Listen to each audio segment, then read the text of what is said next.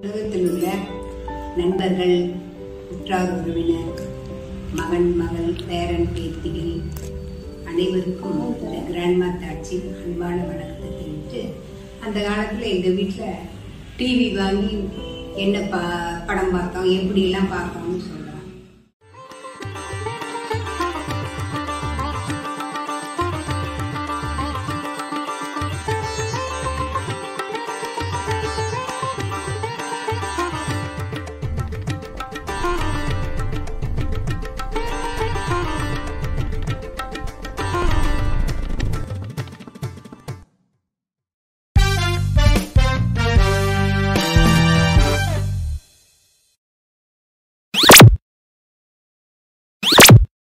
அப்போ black and white தான், colour இல்லை.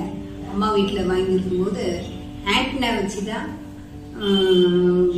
படமெல்லாம் பார்ப்பாங்க. அது வாரத்தில் ஒரு நாள் படம், சனிக்கிழமை மத்தியானம்ல அப்போ போட்டால் இந்த குஜராத்தி, மலையாளம், ஹிந்தி இந்த மாதிரி படமெல்லாம் போடுவாங்க. ஆனாலும் எங்களுக்கு அது புரியலனாலும் அந்த பார்த்தா அந்த படத்தினுடைய இது என்ன அப்படின்னு புரிஞ்சுக்கும். அந்த கதையெல்லாம் நல்லா புரியும். மராத்தியா இருந்தாலும் பரவாயில்ல, பெங்காலியா இருந்தாலும் பரவாயில்ல, படம் நல்லா இருக்கும். அந்த காலத்துல பிளாக் அண்ட் ஒயிட் படம் அவ்வளோ அருமையா இருக்கும். அதே மாதிரி பிளாக் அண்ட் ஒயிட் இதுதான் எங்க வீட்டுல இருந்துச்சு, அம்மா வீட்டுல டிவி. அப்புறம் கல்யாணம் ஆகி வந்த பிறகு நாங்க முதல் எங்க ஏரியாலேயே வச்சு எங்க வீட்டுலதான் கலர் டிவி வாங்கினோம். முதல் பெல்டெக்குன்னு சொல்லிட்டு டிவி இன்னும் இருக்கு எங்க வீட்டுல. அந்த டிவி ஆண்டனா வச்சு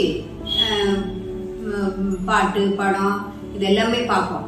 ஆனால் ஒவ்வொரு டைம் கேட்டால் காற்று நல்லா அடிச்சிச்சுன்னா ஆண்டனா தொங்கி போயிடும், ஒன்றுன்னா கழுந்து போயிடும். அப்புறம் அதை ரெடி பண்ணி அந்த ஆளுங்க 4-5 பேர் இருந்தாங்கன்னா அவங்களெல்லாம் வர சொல்லி அந்த பைப்பெல்லாம் சரி பண்ணி இறக்கி அது ரொம்ப சிரமமாக போகும். ஒரு நாளைக்கு எங்கள் வீட்டு பக்கத்தில் காற்று ரொம்ப அடிக்கும். அப்படியே அந்த ஆண்டன் கம்பி ஒண்ணுன்னா கழண்டு விழுந்துச்சுன்னா அப்புறம் அதெல்லாம் எடுத்து வச்சு ஏதோ ஒரு நாளைக்கு ஆளை கூப்பிட்டு எல்லாம் ரெடி பண்ணுவோம். அந்த பைப்பு நல்ல உயரமா இருக்கும், நல்லா ஆனா ஒளிபரப்பு சூப்பரா இருக்கும். அப்புறம் அதுலயே சேனல் இப்பதான் நிறைய இருக்கு. அப்பெல்லாம் தூர்தர்ஷன் ஒண்ணுதான். அது அந்த சவுண்டு வந்தாலே போய் உட்காந்துக்குவோம்.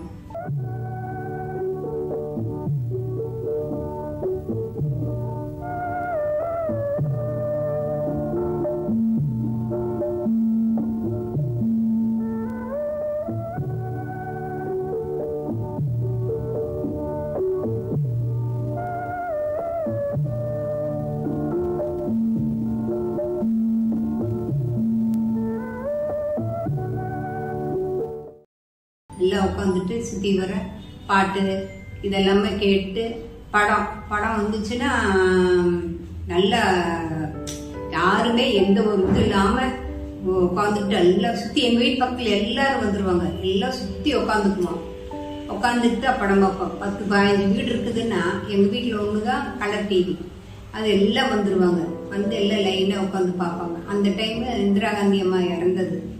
அப்போ அவங்கள பத்தி நியூஸ் எல்லாம் வரும்போது எங்களுக்கு ரொம்ப இதா இருந்துச்சு.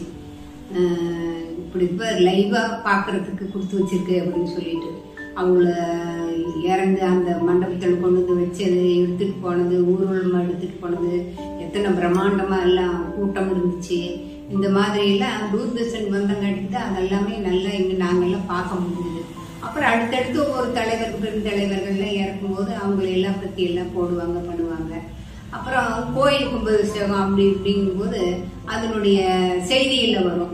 செய்தியெல்லாம் நிறைய கேட்போம். அந்த செய்தியெல்லாம் ஒரு ஊர்ல இப்படி கும்பாபிஷேகம் நடந்தது, இந்த பிரம்மாண்டமா கூட்டம் இருந்துச்சு, இந்த மாதிரி அப்படின்னு சொல்லிட்டு ஒவ்வொன்றும். அப்புறம் நியூஸ்ல அந்த லைவா எப்படி ஒரு ஆக்சிடென்ட்டோ, ஒரு மழை பெய்ஞ்சிச்சோ, தண்ணி அடிச்சுட்டு போகுதோ, இதெல்லாம் பார்க்கும்போது டிவியில அவ்வளோ ஒரு நேச்சுரலா நல்லா இருக்கும் பார்க்கறதுக்கு. அப்போ அது மைண்ட்ல அப்படியே பதிவாயிடும். இப்படி எல்லாம் நடந்திருக்கு, இப்படி எல்லாம் பண்ணிருக்குன்னு. இப்போ பேப்பர் நியூஸ் விட பாக்குற நியூஸ் ஒரு இதா இருக்கும், மனசுக்கு பதிவா இருக்கும். அந்த மாதிரி அவங்க தூர்தர்ஷன்ல ஒவ்வொரு சேனல்லையும் ஒளிபரப்பி நாங்கள்லாம் இதாக பார்ப்போம். ஒவ்வொரு டைம் நியூஸுங்கும் போது நியூஸே போட்டுட்ருக்கோம். நியூஸ் போட்டு அவ்வளோ நல்ல ஊர் உலகத்தில் என்னென்ன நிகழ்ச்சிகள் நடக்குதோ பண்ணுதோ நல்லது கெட்டது எல்லாமே அதில் மனுஷனுக்கு போய் நல்லா சேருது. ஒவ்வொருத்தருக்கு ஒவ்வொரு இடத்துல ஆண்டனா சிக்னல் கிடைக்கல அப்படி இப்படின்னு எல்லாம் சொல்லுவாங்க.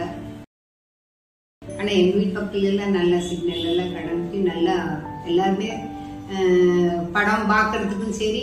அப்புறம் இந்த வெள்ளிக்கிழமை நாள் ஒளிமொழியும் போடுவாங்க. அந்த ஒளிமொழி பார்க்கறதுக்கு அவ்வளவு நல்லா இருக்கும். ஏன்னா சினிமா தேட்டரில் தான் போய் அந்த படத்தினுடைய பாட்டெல்லாம் கேட்போம் பண்ணுவோம். இது நேரடியாக ஒளிபரப்பாக இருக்கிறதுனால அது என்ன பாட்டு இன்னைக்கு வரும், என்ன யார் நடிச்சது வரும் அப்படின்ட்டு ஒரே ஈகராக தான் எல்லாரும் பார்த்துட்டு இருப்போம். ஒவ்வொருத்தரும் ஒவ்வொரு மாதிரி இன்னைக்கு எம்ஜிஆர் படம் வந்திருக்கு, இன்னைக்கு சிவாஜி படம் வந்திருக்கு. அப்போ அதுதான் ஃபேமஸ். இப்போ நிறைய நடிகர்கள்லாம் நிறைய பேர் எல்லா படமும் எல்லாமே வருது. ரிலீஸ் ஆன ஒரே வாரத்திலேயே டிவிலையும் போட்டுறாங்க படம். அப்புறம் பட்டிமன்றம், அந்த காலத்துலேயும் பட்டிமன்றம்லாம் நல்லா இருக்கும்.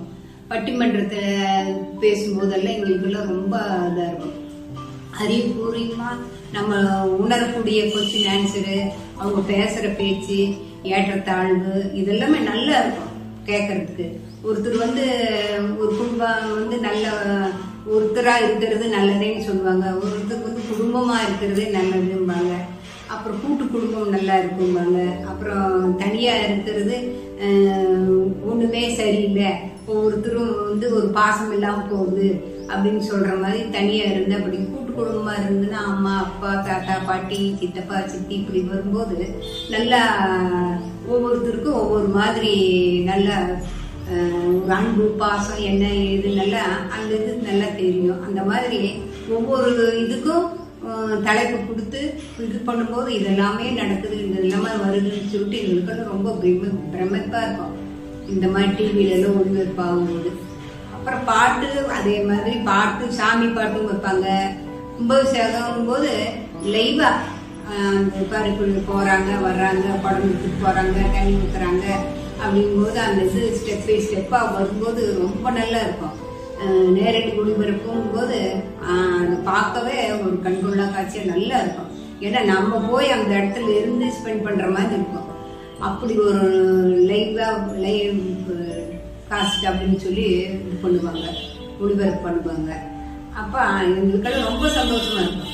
இப்படி எல்லாம் பாருங்க. அப்புறம் ஒவ்வொரு நாளைக்கு முதல்ல சொல்லிடுவான், நாளைக்கு இதெல்லாம் நடப்போகுது, நாளைக்கு இதெல்லாம் ஒளிபரப்பாகும், அடுத்த வாரம் ஞாயிற்றுக்கிழமை இந்த படம் போடுவோம், சனிக்கிழமை இப்படி போடுவோம். அப்படி ஒவ்வொரு நாளைக்கு ஒவ்வொரு படம், இப்படி ஒவ்வொரு நாளைக்கு அப்படி ஒரு செய்தி இப்படியெல்லாம் வரும்போது ரொம்ப சந்தோஷமா இருக்கும் டிவி பார்க்கறதுக்கு. கரண்ட் இல்லாமல் போச்சுன்னா தான் வம்பா போகும்.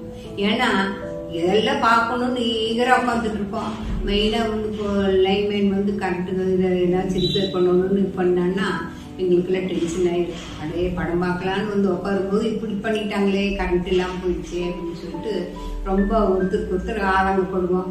அப்புறம் அந்த நாள் அவ்வளோதான், அந்த படம் ஓடாது. அப்புறம் மறாவது வாரம் வரைக்கும் அந்த படத்துக்கோசரம் காத்துட்டு இருப்போம். அதே படம் போட மாட்டான், பழைய படம் எல்லாம் போடுவாங்க. ஹிந்தி படம், அந்த இது நம்ம இந்தியாவில் இருக்கிற ஒவ்வொரு நாட்டினுடைய மொழியும் அதில் போடுவாங்க. கன்னடம், மலையாளம், இது பெங்காலி, மகாராஷ்டிரா எல்லாமே என்னென்ன மொழி இருக்கோ அத்தனை மொழி போடுவாங்க. ஆனால் நம்மளுக்கு அந்த மொழி புரியாது. ஆனால் அந்த செய்கை அவங்க பார்க்குற இதெல்லாம் நம்மளுக்கு நல்லா புரியும். அந்த மாதிரிலாம் நாங்கள் படம் பார்ப்போம், நல்லா ரசித்து பார்ப்போம். தமிழ் படம் அது ஒரு புராண காலத்து படம் இப்படியெல்லாம் போட்டாங்கன்னா அப்படியோ இப்படியெல்லாம் இருந்திருக்கு, இப்படியெல்லாம் வாழ்ந்துருக்காங்க அப்படின்னு சொல்லிட்டு டிவி பார்த்து தான் நாங்கள்லாம் தெரிஞ்சுக்கிட்டோம். மற்றபடி படித்து புக்கு படிக்கிறத விட பார்க்கறது ஒன்றும் அதுக்கு அறிவு தேவையில்லையே, கண்ணில் பார்த்தா அது அப்படியே மனுஷனுக்கு பதிகிற மாதிரி பதிகிறது தான். இந்த மாதிரி உங்களுக்கு ஏதாச்சும் அனுபவம் இருந்துச்சுன்னா இதை பற்றி நீங்கள் சொல்லுங்கள். இத்துடன் இந்த இதை முடிச்சுக்கிறேன். நீங்கள் கிராண்ட்மா தாட்ஸ்க்கு சப்ஸ்கிரைப் பண்ணுங்கள், லைக் பண்ணுங்கள், கமெண்ட் பண்ணுங்கள். நன்றி, வணக்கம்.